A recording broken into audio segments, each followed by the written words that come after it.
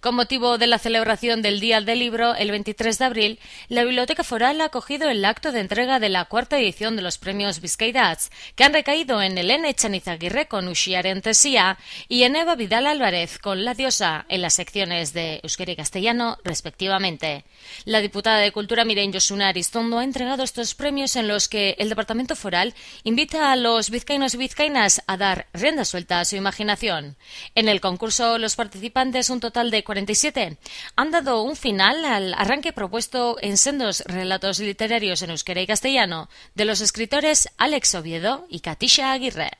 La diputada foral de Cultura ha agradecido y felicitado a todas esas personas que han participado en el certamen, a la vez que ha señalado que el objetivo del certamen Bizkaidats, dirigido a mayores de 16 años, es impulsar la capacidad creativa y a la vez promover la creación literaria y su divulgación. Además de los relatos ganadores, se han publicado los segundos nominados y aquellos que han conseguido un accésit.